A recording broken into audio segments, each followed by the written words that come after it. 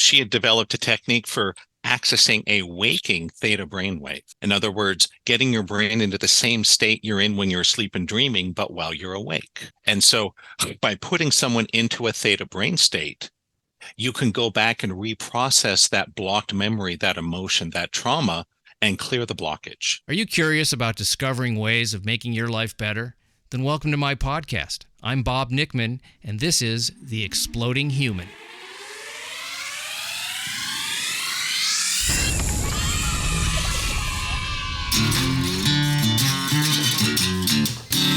Listen in while I talk with all kinds of people in the fields of personal growth, health and healing, alternative therapies, psychology, spirituality, environment, and the future. I'm looking for those answers that make life better for everyone. You'll meet cutting-edge practitioners, doctors, artists, filmmakers, business people, and those who have overcome challenges. The brave, the curious, anyone who's out there helping us humans to explore, expand, and explode.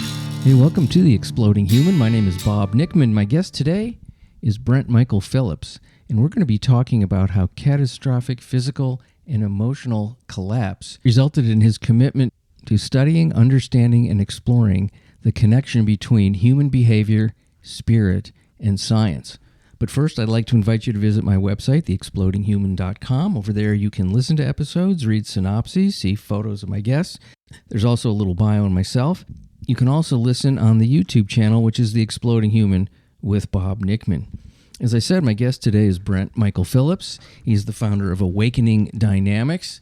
Brent's story is absolutely fascinating. He was an MIT student and then an MIT graduate, and he was at the forefront of the commercial internet era, designing games and websites way back in the beginning. And then his life totally collapsed from physical problems, emotional problems, and life circumstances, and his path to trying to heal himself through conventional medical protocols, which did not work, and much of the alternative medicine that he tried was not working either, which led him to studying under several people, which we're going to be talking about, and how he uses that knowledge to teach others how to heal themselves bodily, mentally, and spiritually. I don't want to say too much because Brent tells this story and it's unbelievable.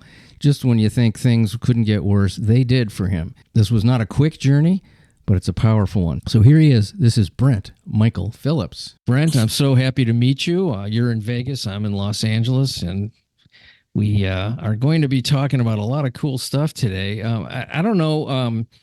I know a little bit about your story from your bio, but I would love to know your story. Let the people listening know how you arrived at becoming somebody who works with, I guess we're going to say energy, because I mean, yeah, energy is everything anyway. But you know, you're working with it in a way that we're going to be talking about. But most of us were not born into thinking this way.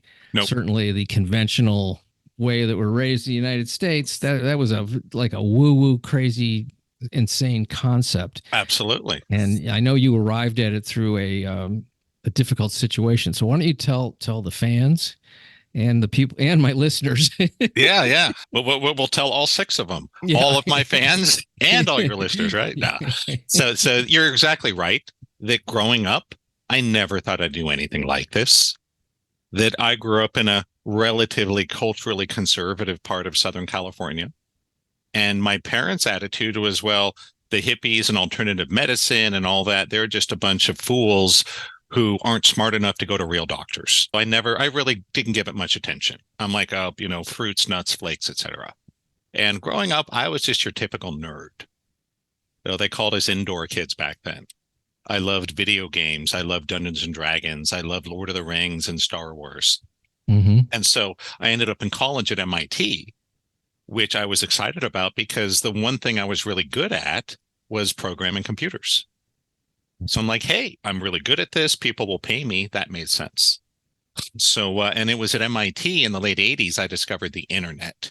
And I was like, oh my gosh, right? Total kid in a candy store moment.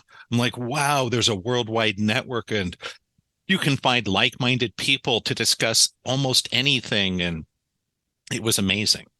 And so I made internetworking the focus of my studies. I got my bachelor's degree, moved on to grad school at MIT. I got my master's degree, I qualified into the PhD program, and I was working on my doctorate. And that's when the World Wide Web hit. Mm. And it was so fascinating that we were doing some really exciting stuff. One of the things I was involved in, it was me and two other guys in my lab. We sent the first ever live synchronized audio video stream over the web in 1994, which today, every Zoom call is exactly that. Right. It's not We're a big doing deal. it right now. It's like And that's nothing. right. Yeah. But back in 1994, no one had ever done it. And so when the internet boom hit, I decided to leave graduate school because I'm like, hey, this is my gold rush. And I really thought, well, I'm going to leave MIT, have a startup or two, work really hard for a couple years, sell the company for millions of dollars, and then maybe retire to some tropical island and spend my days hot tubbing with supermodels. That was my plan. So it's a great plan for a young guy, right? It's a great plan. It's a great plan. And people have done it, I suppose. Yeah, I actually a guy who was 1 year ahead of me in my high school who went to MIT. He developed software a year after he graduated from MIT, sold it for $22 million to a Wall Street trading firm, and literally retired to Ibiza to party full time. So there are people that pulled it off, but I didn't. Mm-hmm. There's an old saying that the easiest way to make God laugh is to tell him your plans. Yes, I've heard that, and it's pretty true. I'm hearing some chuckling from up in heaven as we talk about this. Sure. And so, long story short, I started a website company. I recruited my lifelong best friend.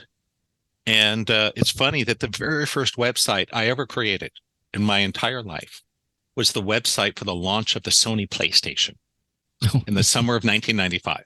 And it was exciting. It was heady. We did websites for Disneyland, Nissan Motors, divisions of Sony. Life was happening fast. A year later, I had 15 people working for me. We were like, at that point, like a $4 million company. We created a second company to create online games. And based on my research from MIT, we created the world's first, today we call them MMORPGs. And it's a multi-billion-dollar industry, basically online, massively scaled role-playing games. And I thought, hey, I had the best job in the world. I get to make video games and websites, and we're going to make millions. And then my body broke down. It's a long story. We'll just hit the highlights. It started with really severe repetitive stress injuries. I didn't realize at the time I had Lyme disease. Okay. I was also suffering from chemical poisoning and all these things that went on. So what happened was I was suddenly living with this horrible chronic pain, and I could barely work. And so long story short, I spent 3 years chasing conventional treatments through the doctors, physical therapy and yada, yada, prescription drugs, medical scans, etc. Didn't help me at all. Were they able to diagnose those two conditions that you're talking about? Nope. That didn't come till over 15 years later. Yeah, it's amazing how many people live with Lyme in particular, and metal toxicity and all kinds of stuff. And it's a mold even. Just very basic kinds of things that doctors aren't trained to even look for because they're somewhat rare, I suppose. It took 15 years. Okay. And it was a healer with a frequency machine that found my Lyme disease. And it was a Chinese doctor that found the chemical poisoning. So that didn't happen until much later. But all I knew was I was going to all this therapy and treatment, and I didn't get better. I got worse. Yeah. Mm-hmm. And so it all blew up in 1998. What had happened was my video game, we lost our publisher. We got terminated without cause, which means we did everything right, and they just didn't pay us. And so that was a disaster. And I finally made it to the top of the medical food chain. And I got an appointment with the head doctor at the Curlin Job Clinic, which is a big deal. That's where all the professional athletes and Olympians and the who's who of the athletic world go for doctors. And I thought, I was so excited. This guy will know what to do. They'll be able to get me out of pain, get me back to work. And I remember I walked into his office, and he kind of looked at me and looked at my file for a few minutes. And I remember he adjusted his glasses, and he was like, well, I'm sorry, son, but there's nothing I or any doctor can do. You're never going to be out of pain, and you'll never be able to go back to work. And I was just like, what? That's your answer for me? And he said, I'm going to do you a favor and recommend you for lifetime disability. And it's crazy. I was accepted for lifetime disability at 27 years old, which is passing the buck yeah, into nowhere, which is highly unusual. Well, also, the idea unusual. Of this is what it is. The arrogance of that statement. It's like, right. I don't know what it is very different than this is what it is. And it's not anything that anyone can do anything about. Ever. They declared me untreatable. Their lingo is permanent and stationary for those that know the work comp world. So I was basically sent home to die when I was 27. Jeez. And when I told my best friend and business partner, and we were close like brothers. I mean, we had been like joined at the hip for, since we were in junior high. And when I told him, I figured he'd be all, hey, Brent, this sucks, but, we'll get through it together. Don't worry about it. We'll work it out. Nope. What I didn't know was he had been secretly seeing the woman that I was crazy in love with. And so when the doctor put me on disability, he fired me from the company that I had founded, played a bunch of legal games, because I had trusted him because his grandfather was a lawyer to do all the legal stuff, and I didn't even look at it. But he had basically set me up and pulled the rug out from under me. Oh, my God. That's a whole extra level of pain. It was. And it was awful because it was, as they say, a dark night of the soul, where I was living with this terrible chronic pain. The doctor had declared me uncurable and untreatable. My lifelong best friend betrayed me. I lost not one, but two multi-million-dollar companies I had founded because my best friend, he didn't go to MIT. He didn't know how to program. He wasn't at the office 120 hours a week writing this stuff. That was me. That's how I destroyed my body, was overworking. And on top of that, I lost the woman I was crazy in love with. And, what I call the cherry on the hot fudge sundae, I also lost my lifelong best friend. So that was an extreme trauma for me. And, I had to move in with my parents because I couldn't support myself. I was day drinking. I was using drugs. I was suicidal. I mean, all those things you would expect. Sure. And, again, very long story, very short. I got into positive thinking. Nowadays, they call it the law of attraction. Back in the 90s, we called it positive thinking, and it's the same stuff. I did masterminds and positive thinking groups and mantras and vision boards and power words. None of it helped. Then I got into alternative medicine, and I thought, hey, maybe this can help me. The doctors gave up on me, but screw them.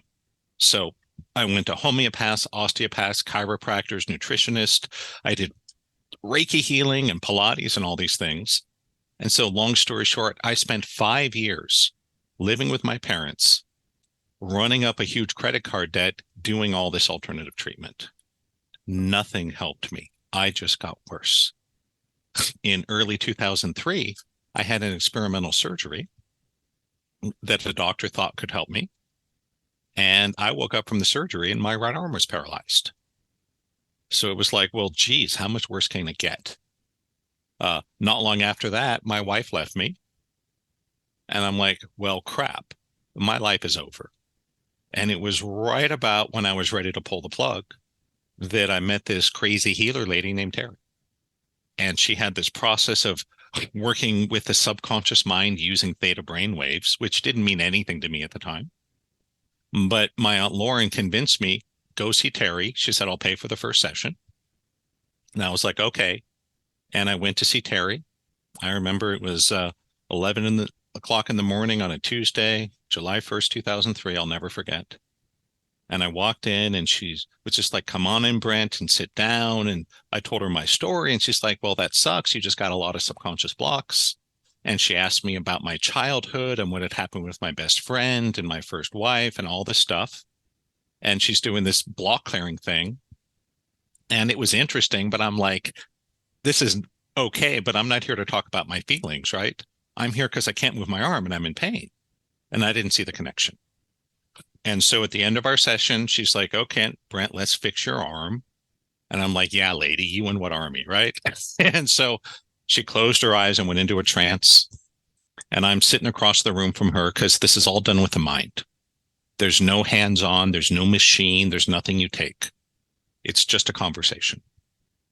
And so she's doing this healing thing, and I'm looking out the window, and all of a sudden I felt this loud crack and pop in my elbow.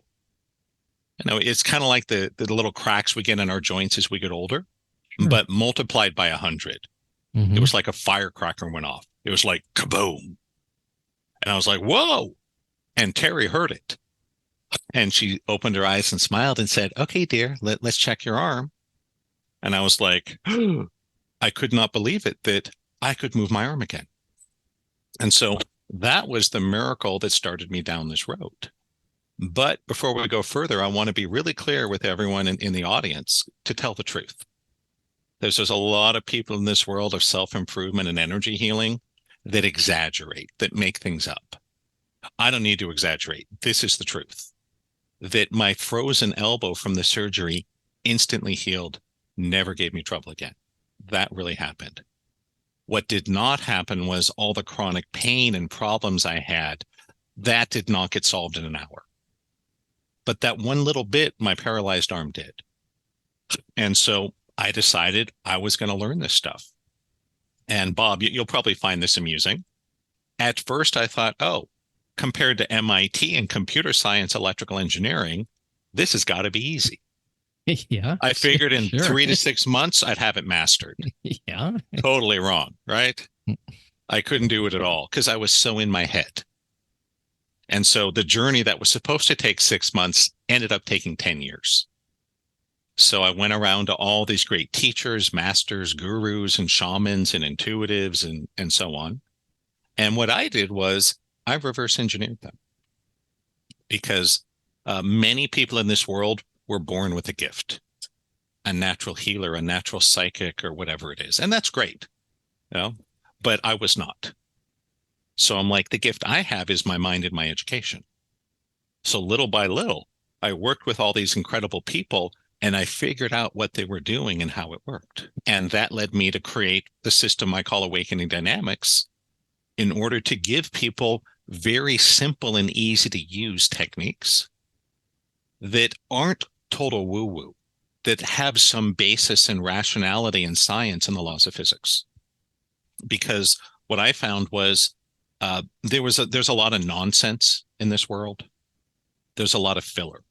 There's a lot of things that don't really help.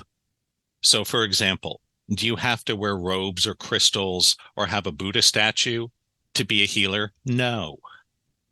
Do you have to wear expensive yoga pants to be spiritual? No. I wanted to strip out all the fluff and find what's the meat of it, what's really happening here. And that's what I did. And that's why I'm here today to, try to shine this light to the world. Go, hey, everyone, there's so much more out there that you may have never heard of. I want to talk about that in a second, but what came to mind when you were talking about this is when you said you reversed engineered. So you used the gift that you've been given to take the knowledge that these people had, which they probably can't do the things that you can do. That's if right. You're born sort of intuitively able to do certain things. They may not even understand what you've come to understand. They can just do it. No, I'd say it's very rare that the natural talents understand what they're doing. Yeah. So it's almost like I just sort of, and I do this with a lot of things. I try to draw an analogy to music because I think people can relate to music because it's vibration and it's sound and it's, and it moves you. It changes your everything. It changes everything. Absolutely. So if, and it's the difference between a musician playing from an inspired place and someone who's studied music. Now, somebody who studies music can reverse engineer that and play some of the great stuff eventually that the people that it comes naturally to can do. And those people may not even understand how they're even able to play that. And obviously, they don't even care. They can do as long as they can do it. Well, why would you even care? Yep. So that's sort of this analogy. Yeah, absolutely. Because what I found was on this journey, working with all these great healers and shamans and sages and teachers and so on, was there's a lot of people out there that have some pretty amazing talents. There are. But very few of them have any idea exactly what they're doing or how it works. And the problem with that is their students are never as good as them. Yeah, I could Because they imagine don't have the that. talent. My goal was to be the exact opposite. I not only want, but I expect my students to be better than me, because I'm going to teach you everything I learned, and I'm going to make it really easy. And what I promise every single one of my students that comes to any of my trainings, that when you put in as much time and effort as I have to this, you will be better than I am sitting here today. That I promise you. No, that's a real Because teacher. I come from the world of science and engineering. And the world of science is all about collaboration and sharing to advance the state of knowledge. That's how I see this. Mm-hmm. Many teachers, especially in the law of attraction, energy healing world, will just say, oh, I have a gift. I channeled it from God. I'm like, well, first of all, a lot of that's nonsense, because I've known a lot of the people who make those claims personally, and it's never true. There's always human teachers they had. But I'm like, no, I will tell you exactly who my teachers were and give you references and all this, because I come from the world of science. That, I'm an open book. You want to know where I learned this? I'll tell you. You're welcome to go work with them if you want to. I don't care, right? Just like you read a scientific paper, it's full of references. You can't just make a wild claim without a reference or a backup. Right. Or you're not going to get published. Yeah, exactly. And that's where I come from. So I'm very open about these things. And for those that want to learn, that what I have found is most of my students, to use a driving analogy, just want to drive their car. And that's great. Maybe 10% want to know how the engine works. Mm-hmm. So I'll do both for you. Most people that work with me, they just want to learn how to do some healings, clear their traumas, create more wealth, and just, push the button and have their thing come out. And there's nothing wrong with that. But my real passion is for those that want to take it apart and know how it works. Those are the ones that go deep into the study. And, it's an amazing journey. Starts with metaphysics and eventually leads us to spirituality. And they're both important. I'll just warn everyone, 99.9% of the self-improvement world is metaphysics with no spirituality. It's not wrong. It's just you're missing a lot of it. To really go deep, we have to incorporate the real spiritual piece, which again has nothing to do with crystals or beads or Buddha statues or yoga pants. A lot of that spiritual stuff gets very clouded by those sorts of rituals, and even, I'll tell you what really gets in the way is a lot of the religious stuff. It really gets in the way of spirituality. It's almost sometimes the exact opposite. Yeah, the religion is a problem. The other is there's bad apples that exploit people. And it gives all the rest of us that are honest and legitimate a bad name. I always say no gurus. No gurus. No gurus. Sure. All right. I want to go back to the two conditions you talked about, because were you treating those how did you discover you had Lyme and toxicity, and how did you get rid of them? And does this new way of looking at things, was that part of it, or was that a separate sort of detoxing? That came as part of my journey, part of that 10 years. Okay. So what happened was, when I started after the first miracle with Terry, I had a new direction in life. I'm like, wow. And I said, I'm going to be like you. I'm going to train and practice, and I want to be a professional healer and help people like this. And so I learned everything I could from her. That took about 2 years. Then I started my journey, went to other teachers. And, a whole long list we won't get into here. But the Lyme disease in particular, that was in 2009. And that was right after I had connected with the man I consider my mentor, the late Dr. Carl Wolf. And he had said, Brent, there's something off in your system. Go see this guy. And what he was if you remember the Quixi, the QXCI, the machine from Germany. I don't. They were really popular 15 years ago. Okay. But basically, it was a frequency machine that they would hook pads up to your body and run different frequencies through you and see how it responded. Okay. And it had software that would interpret it and say, you have this, you have that. And I remember I had an hour session with him, and I was there for 3.5 hours. And what he said was, at the end was, he goes, Brent, have you ever been to New England? And I was like, well, yeah, I went to college there in grad school. And he goes, oh, I've spent the last 2.5 hours trying to figure out why my machine keeps telling me you have Lyme disease. Why? There's generally not Lyme disease in Southern California. Yeah. And so that was, and he was the one that found it. But his remedies didn't work for me at all. And it was a journey. Again, it took almost a year. I spent like $20,000 out of pocket on ozone treatments and anti-inflammatory diets. I was taking like 4,000 Wobenzym every day and all this stuff, and none of it helped. I was getting tested every 3 months, and still there. What did the trick was more work with Terry. That I had gone to a 3-week intensive she was hosting, and I had spent time every single day, probably 2 to 3 hours, working on this on my own and with the other students. And one of the students gave me, she goes, oh, Brent, you need to put this on your feet every day. It was tea tree oil. And so I put tea tree oil on the bottoms of my feet twice a day for 3 weeks. And when I came home, something felt subtly different. It wasn't like all my pain was gone and I was perfect. It wasn't like that. But the next time I got tested, the Lyme was gone. And so to this day, I'm not sure what it was that did the trick. I don't know if it was just the energy healing, or it was the tea tree oil, or the combination of the two. Yeah. Well, I mean, But those that's types what of worked for me. remedies have frequencies too. So, you know, Yes. it's hard to say what Yeah. it is. And so scientifically, we can't separate the two. But yeah, just energy healing, tea tree oil, boom, Lyme disease was gone. Never heard that as a treatment for it. What you really hear is massive antibiotics for a long period of time, and then you're going to create some other issues, of course. But yeah, the conventional treatment is 18 months of high strength antibiotics through a chest catheter. Ooh, didn't know that part. No kidding. Yes. Ouch. There was a movie came out. It was a while ago. It was right when I was going through Lyme, called Under Our Skin. And it's about the history of chronic Lyme disease and how the medical community and the insurers insist it doesn't exist because they don't want to pay for it. And they talked about that's the only conventional treatment, and it only works half the time. Yeah, it does. And like many conventional medical treatments, your success is conditional, but you're 100% guaranteed to have side effects for the rest of your life.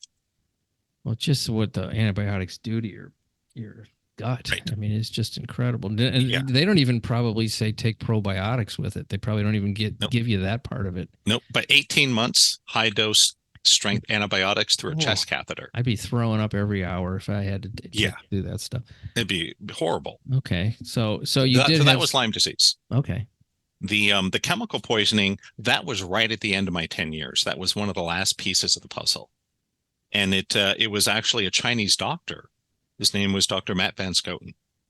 And he was a white guy who was considered the best Chinese doctor in America by many people.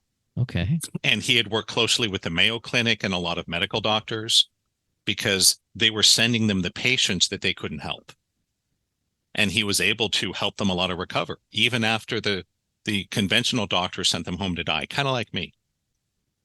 And I remember in my first session with him, he spent a bunch of time with me.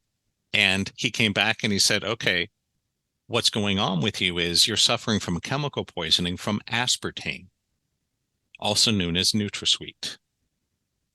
And so, I don't want to get into a long sidetrack about aspartame, but just so everyone knows, it is illegal in almost every country in the world except for the USA. And were you using a lot of it? I had quit by that point. But when I was young, I was a diet soda addict. Okay. Yeah. When I was 16, I had a summer job at a deli. And I'm like, damn, if I just sit and drink free Coke all day, I'm going to get fat. So I forced myself to drink diet soda. All through high school, college, grad school, my startups, I was drinking a 6-pack a day of Diet Coke. Oh, and God. Thank You're God. Just pouring poison in your body. Yeah, of course. Yeah. I had stopped drinking it 10 years before. Because after I met Terry, she was like, Brent, you got to stop drinking Diet Coke. It's going to poison you. And I stopped at that point, and that probably saved my life. Had I kept drinking it like I was, it might have killed me. I just remember when I first started going out with my wife, she was having problems with her period, and her she was seeing this doctor that was an alternative. I guess I like holistic more than the word alternative, but she said, "Oh, you need to get off of this diet soda. It's screwing up your periods. It's really messing up your whole system." So she quit. She quit the diet sodas and she quit Sweet and Low. And I remember her getting these terrible headaches, and she goes, "My mouth tastes like metal. Yep. I feel it's like a horrible taste." And so it's exactly what you're saying. There's obviously metal, some types of metals in this stuff. It is. And for me, part of it was it wasn't as bad as the aspartame. I also had aluminum poisoning because I was drinking Diet Coke out of aluminum cans. Yeah, if you don't think that stuff leaches into the liquid, and even plastic water bottles, I won't do that. That's right. Ever. Yeah. You drink a 6-pack every day over 15 years, you're absorbing a lot of aluminum into your body. So that was the number 2 thing I was really toxic on, was aluminum. But the good news was a treatment of Chinese herbs cleared it right up. Now, I'm still sensitive to this day. Yeah. Every now and then I'll have like a sip of something, not knowing what it is, and I get an instant headache. I take one sip of a diet soda and just like kaboom. So that's the only downstream effect but it's good. Now I know instantly when I'm poisoning myself. My body's like, hell no, do not drink this. So now let's go back to what Terry was doing. Do you want to say her last name? Is that something? Her name was Terry O'Connell. Terry O'Connell. Okay. Yes. And for those just so you guys know, she passed away over 10 years ago. Yeah, you're not going to find her. Right. You're not going to find. You might find her old website, but it's good luck booking a session with her. Well, you were talking about theta waves, and then you were talking about science. Yep. And what are you doing that is sort of and maybe I'm jumping a couple of steps here, but what are you doing that's taking what you've learned and making it up? I'm going to use the word practical for people like, me, anybody. Absolutely. So, part of what I did was Terry was as far as healers go, she was kind of a no nonsense person. She came from the world of finance. So she was not naturally a new ager either. It kind of found her because she got sick from black mold and almost died, and had found this process of detoxification and clearing emotional traumas that saved her life. And she was like, you know what? Anybody can do finance. I need to do this because I can make a difference in the world. And I'm so glad she did. And so what Terry taught me was that essentially there's a lot of different modalities, emotion code, healing codes. If we talk about Psych-K, there's dozens, hundreds of modalities that recognize that we have subconscious blocks or traumas, and it gets lodged in the body. So what happens is it's like a blockage in the flow of energy. And if you have enough blockages, the energy can't flow, you get sick, you can even die. So that's sort of the very simple version. And what she found was that using the alpha wave, which is the higher frequency, it's like the meditative brain state. It's what they use in a lot of Reiki healing and pranic healing and anything where you're using your hands, is very good for healing emotional trauma, but it can't change the physical tissue in the body. If you want to make a physical change in the body, to have a cancerous tumor vanish instantly or something like that, you need to get to a theta wave, because the theta wave is what happens to our brain at night when we're asleep and dreaming. What's called REM, or rapid eye movement sleep. And so what happens is normally our bodies sleep every night, and our brains, when we're dreaming, are in a theta state, and we're processing our memories from the day. This is why, for example, do you remember what you had for lunch on, July 12th, 1997? No, because your brain says that doesn't matter, right?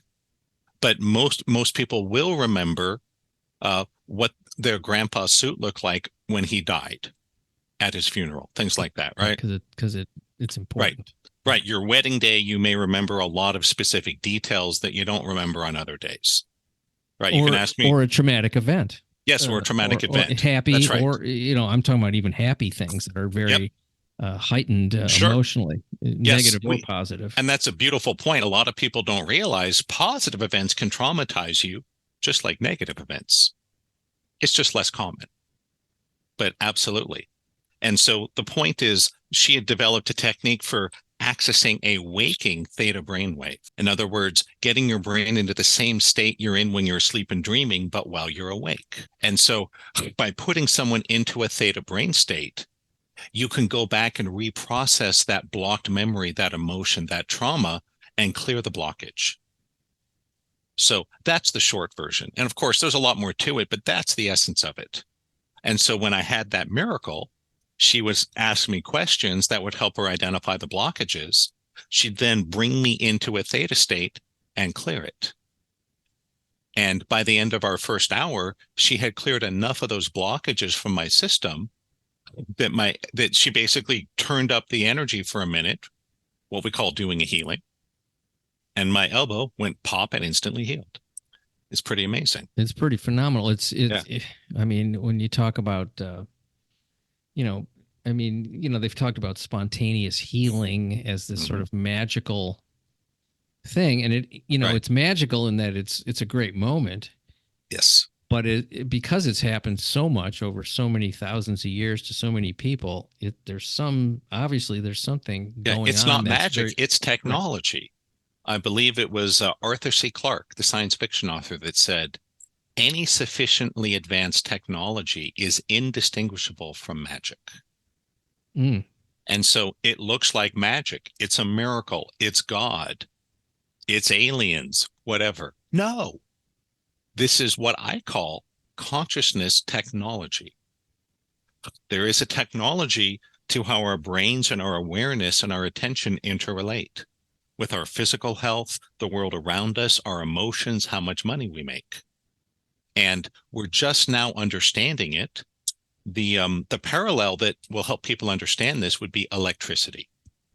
That humans have known about electricity as long as we've been on the planet, because cavemen weren't stupid. They just didn't have technology. So they would see lightning bolts in a storm.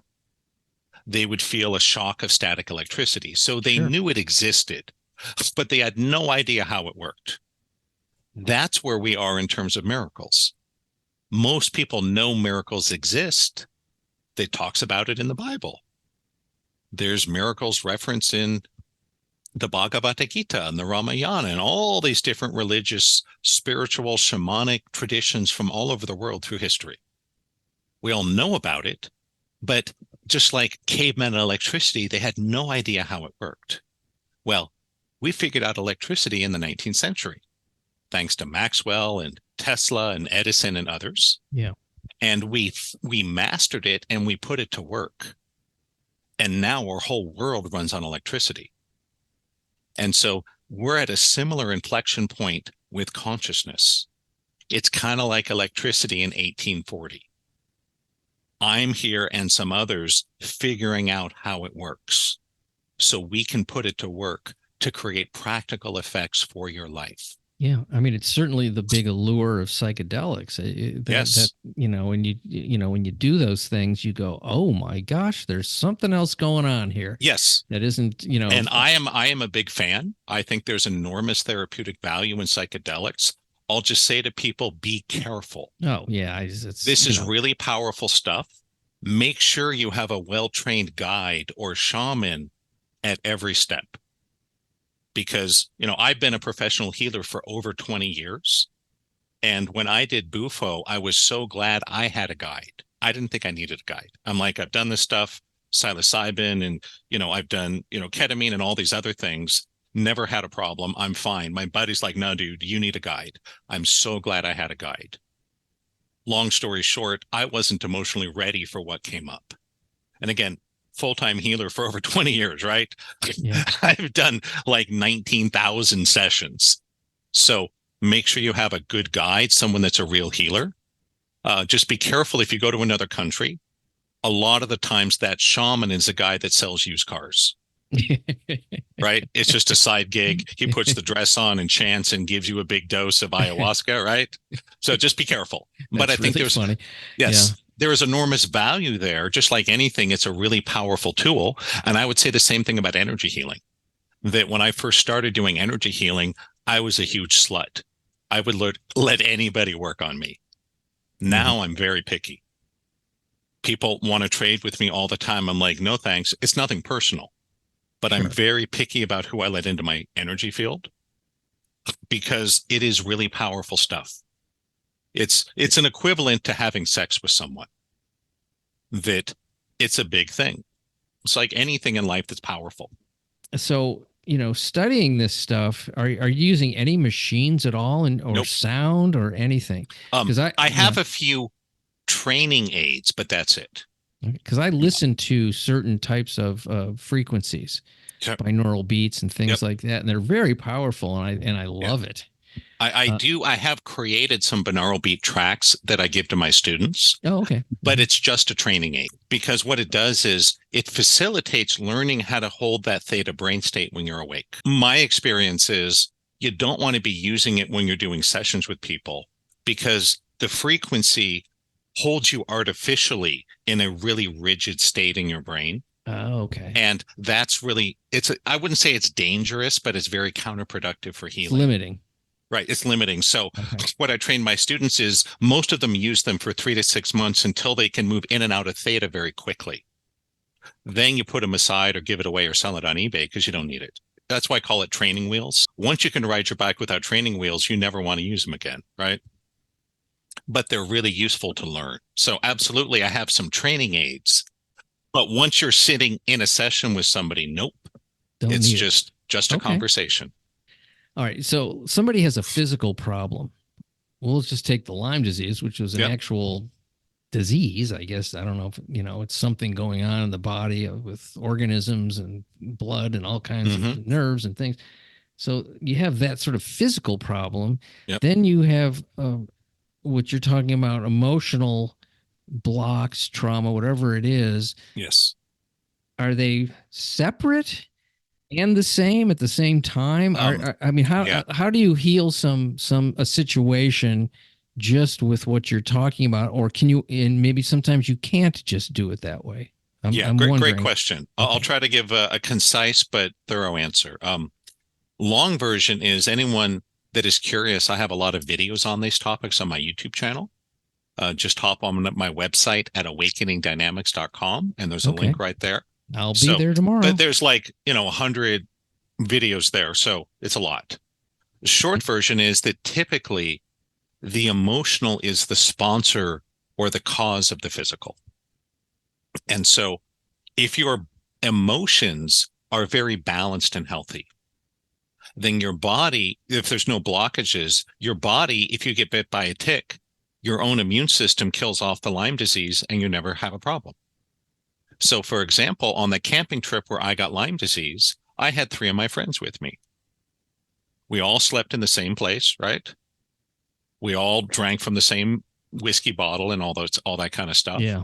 But I'm the only one that got sick. And the reason is the emotional trauma, the emotional blockage weakens the body. That makes you vulnerable to the physical. And so typically what we will do is start with the physical issue. And I have a whole process that I apply in private sessions, and I teach this in my intensives on how to trace back to find the emotional core. And then you resolve the emotional core, which can usually be done in 1 or 2 hours. Very rarely takes more than 2, maybe 3 sessions, 5 if you're really hardcore messed up. Doesn't take a lot. Does that on its own always take you back to full health? No, sometimes it does. I'd say maybe 50-50. If you haven't had it for too long and it hasn't wrecked your life too badly, sometimes you do the emotional clearing and boom, you get better. Just like I mentioned with my session with Terry, my elbow had only been frozen for 4 or 5 months when I saw her. I had had my chronic pain for a lot longer. So in 1 hour, she was able to get to the core of the paralysis and we instantly healed it. It was never a problem. But it was a much longer and more involved process to get to the core of the long-term stuff. And so some people will need other things. Some people need to change their diet. Some people need to address nutritional deficiencies or take supplements. Some people need to do yoga or to go to a physical therapist. Sure. So it's going to be unique for each person. What I try to do for people and teach my students is how to find and address the emotional core. That's my specialty. And then use the intuitive guidance to help them go, hey, this is what's next. So some people need to do a detox. I'm not a cleanse expert. I'll say, hey, go see this homeopath, go see this Chinese doctor. And I'll hand them off and go, hey, they are the next person on this journey. Sometimes I send people, I go, hey, you need a physical therapist. You need to rebalance your musculature. Yeah. Some people need medicine. Sometimes it sounds crazy. Sometimes I send people to doctors because I'm not a doctor. I can't prescribe medicines, but sometimes my intuition says this person needs this medicine. So I'm like a TV commercial, see your doctor and ask about XYZ, right? Sure. Not my favorite, but if that's my guidance, I just tell people what I'm guided to. So you put it all together, just about anyone can heal from anything. But how it happens, how long it takes, and how much it costs, we don't know. We need to be in a place of timelessness, serenity, stillness, and silence. And that's where the spiritual study, the awakening part comes in.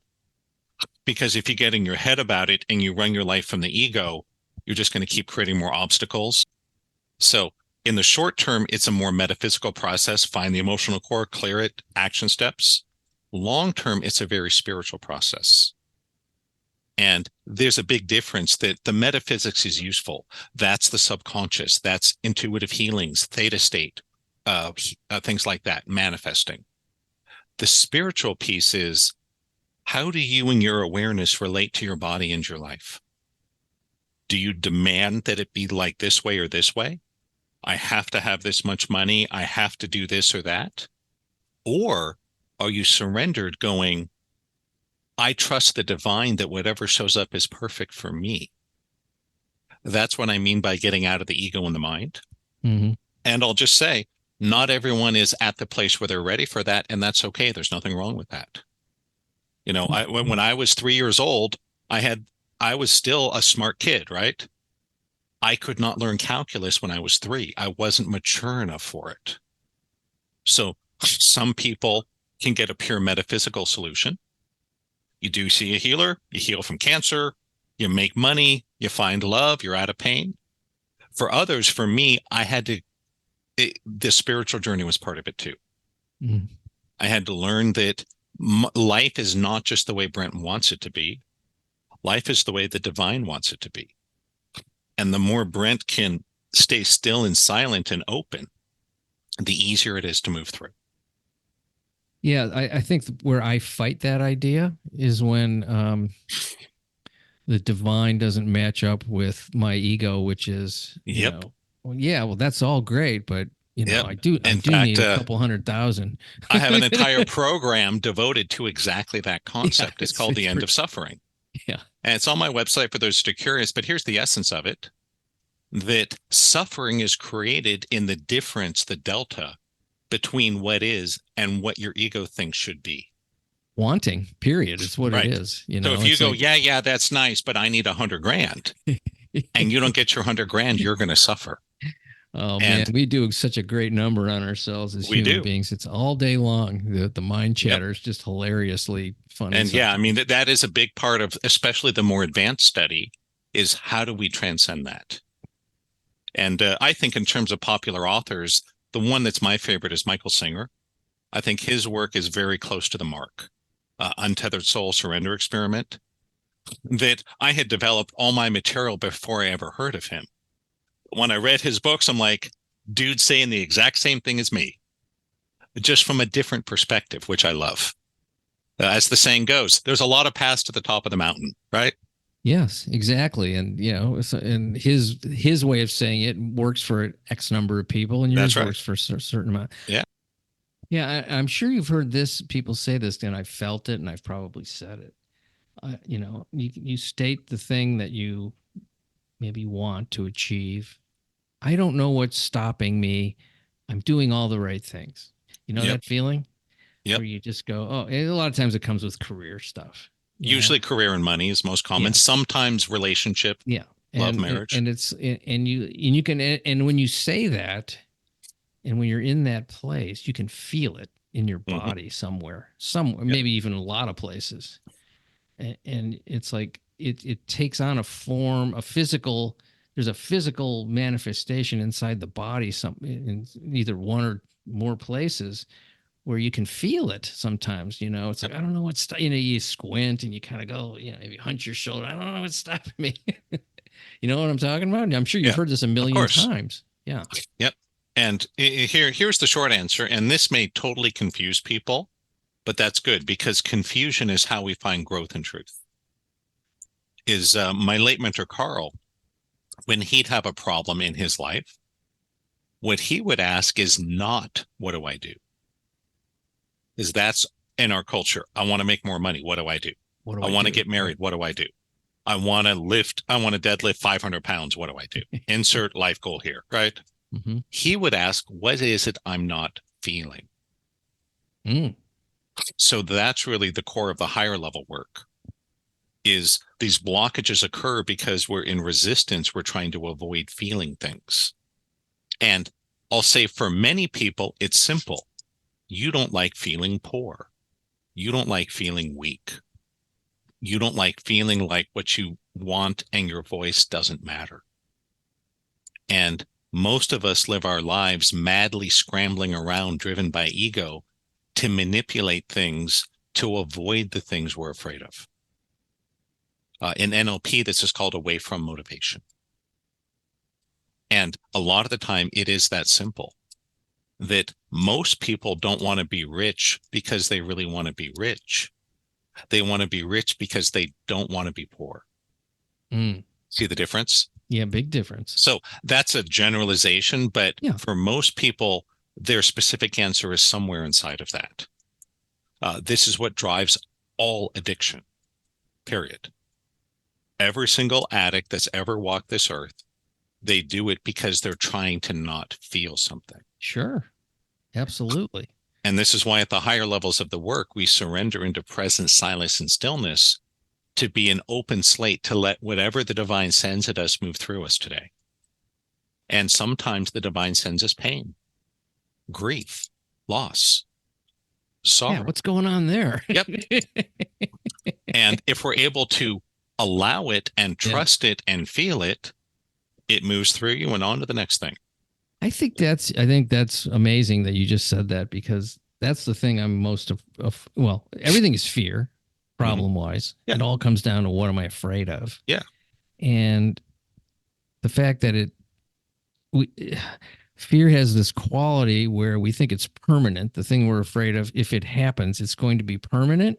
Yep. It's going to be absolutely crushing and devastating. Yep. And I'll be destroyed. That's what it feels like at the ultimate level, is if I allow this to happen, if I allow this feeling to happen, I will be destroyed. That's what it's so primal and so absolutely terrifying that, I think that we mask that with whatever we can, because, if that happens, I mean, it's survival. It's absolute life survival, even though sort of intellectually, let's just pick something. If I get rejected by someone, right, in whatever area. Right, I have a crush on this person. If they don't want to go out with me, I'll never be loved. I'll never be happy. I'll always be alone. The usual teenage emo drama, right? Right. And I'm not even going to try because I can't take the pain. Yep. And I already know that's what's going to happen. So I'm not going to put myself in that situation. You got it. This is why there's an old saying, the average millionaire has gone bankrupt 2.5 times. Yeah, that's true too. I don't know statistically exactly what the number is, but the concept is very powerful and true. People that achieve big success, almost all of them had big failures on the way, but they weren't afraid of it. They just failed, got up, dusted off, and tried again. And most people live small lives because they're terrified of the big failure. Not blaming them. I understand it. Who wants to have big failure? I've gone bankrupt. I've been divorced. I've had cancer. I mean, I could go on and on. I've had 2 multi-million-dollar losses, on and on and on. My adult life, the first part of it reads like the script of a horror movie. The point is, though, if you're willing to take the risk of the big failure, you're actually lining up for big success. One of my dating coaches once had a club he called the Failure Club, that the goal was to go out and be rejected by as many women as you could. Yeah, Because I've heard of this. You get rejected enough times, you stop worrying about it. You're not afraid of it anymore. And then boom, you found your confidence. And then you're in a great place to connect with the right person, if that makes sense. Yep. Sure. It's funny because that gets set since we're talking about that particular topic, that gets set at a really young age when both men and women, boys and girls, are super insecure and make decisions that aren't even honest about themselves or the other person, and they're scared too. You don't know that because you're in it. That's right. You don't know that everybody else you're running into is doing the same thing. Right. You don't realize they're, it's like with wild animals, they're just afraid of you as you are of them. Yeah. And that's the truth. Whether you're gay or straight, male, female, or whatever, it's no different. We're all the same on the inside because there's only one of us. That's the real truth. Yeah. And so the rest of it is just drama. It's fun. It's juicy. It's entertaining, isn't it? Sure is. And we love the drama. Let's face it. We love the drama or we wouldn't create it. And there's nothing wrong with that. It's like, putting some spice on your food.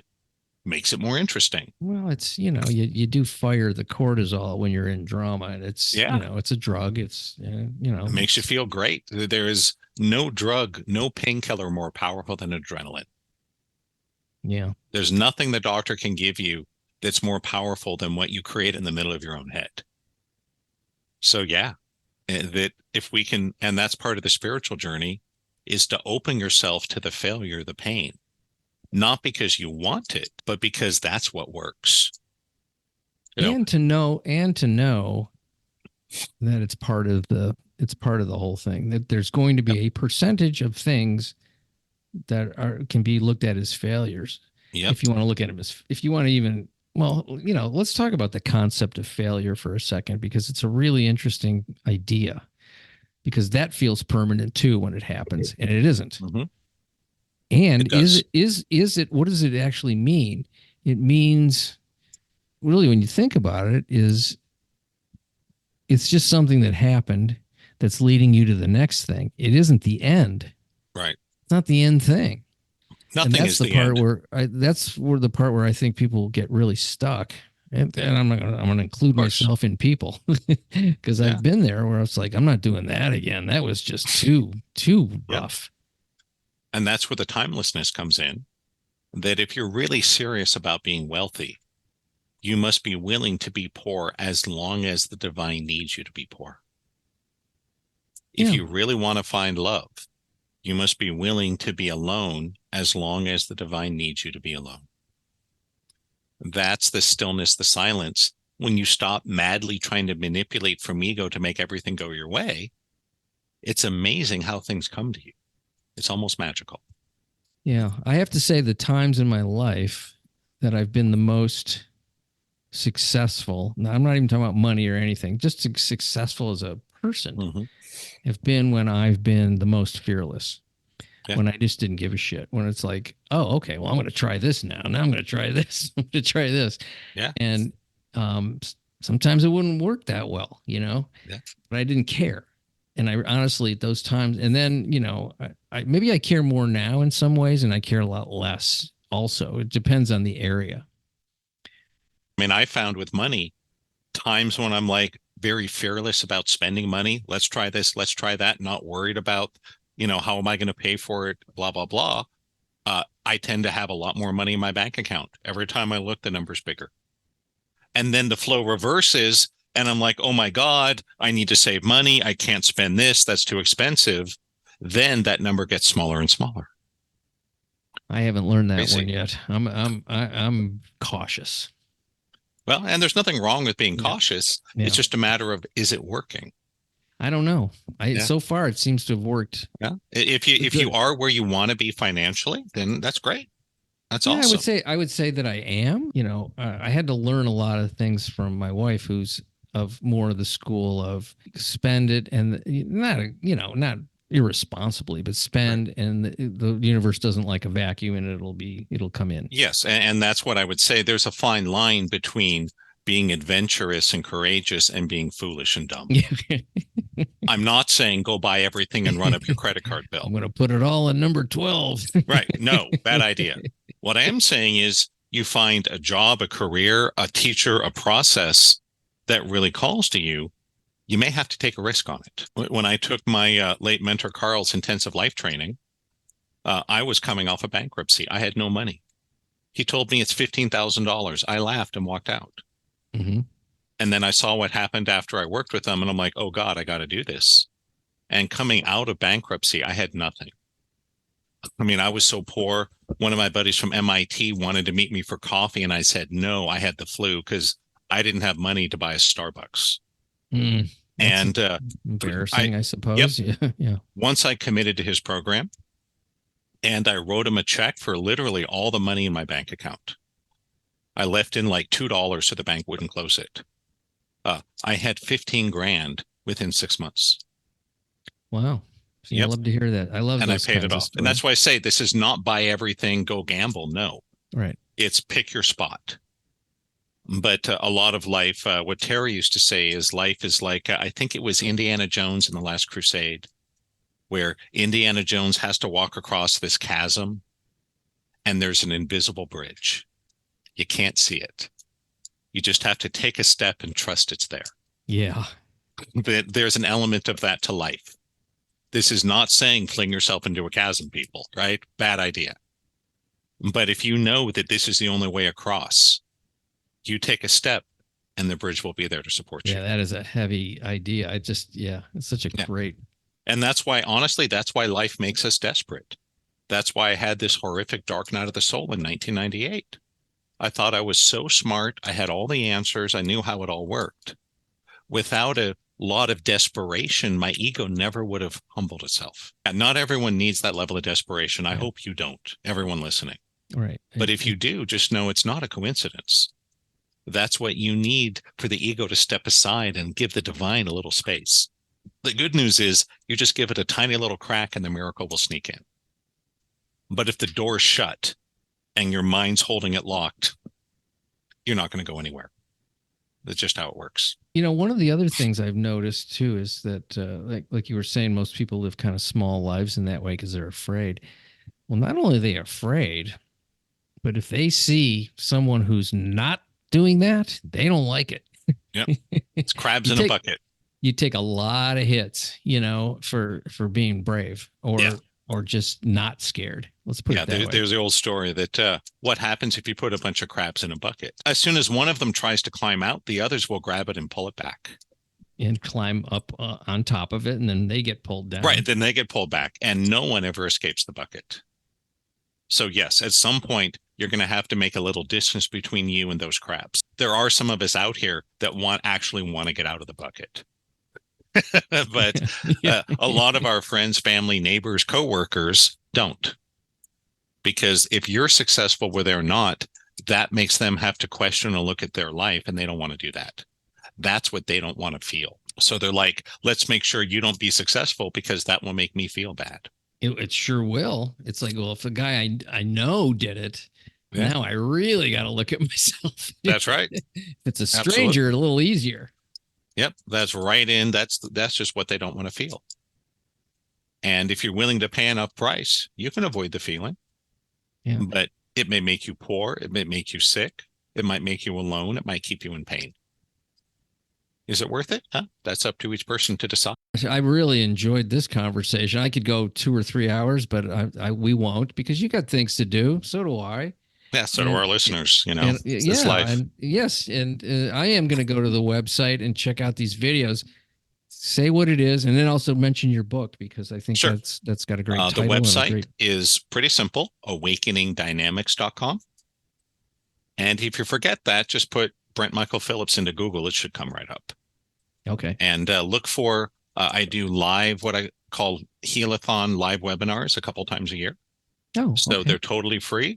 I'll spend more time going through all the different steps of these higher dimensional journeys and do some interactive exercises with people because I don't just want to talk about it. I want you to experience this.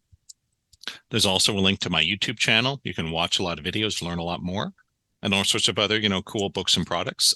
My most recent book is called Movement Feedback Holography. And that's based on the very physical work I learned from my late mentor, Carl, that by learning this movement stuff, it seems crazy. That's how I went from bankrupt to having a bunch of money in my bank account almost overnight. It was phenomenal. And it took me 5 years to figure it out, but I finally wrote a book on it. And it is higher level. I start most people with the metaphysics of muscle testing and clearing the subconscious and theta wave healing. But we graduate at some point to the movement, which is phenomenally powerful, but it does take a little more training to get into because it's weird. Mm-hmm. How is it I can watch you shake your hands and then you make twice as much money next year? Well, I have a long answer. That's in the book. I need another hour to explain it, but those that want, I think it's $3 or $4 on Amazon Kindle. So if you want to learn more, that's a great resource too. So yeah, check out the YouTube, register for the Healathon, check out the book. And, if you feel we're a good fit, reach out. I'd love to work with you. I'd love to show you how to do all this if you're interested. Well, thanks so much for being on the program. Wow. What a great talk. I've loved it. It's been great. Have a beautiful evening. Thank you. Much appreciation for you folks listening to The Exploding Human. The website is theexplodinghuman.com. The YouTube channel is The Exploding Human with Bob Nickman. Once again, I want to thank Brent Michael Phillips. Check him out at his website, awakeningdynamics.com. Have a great day.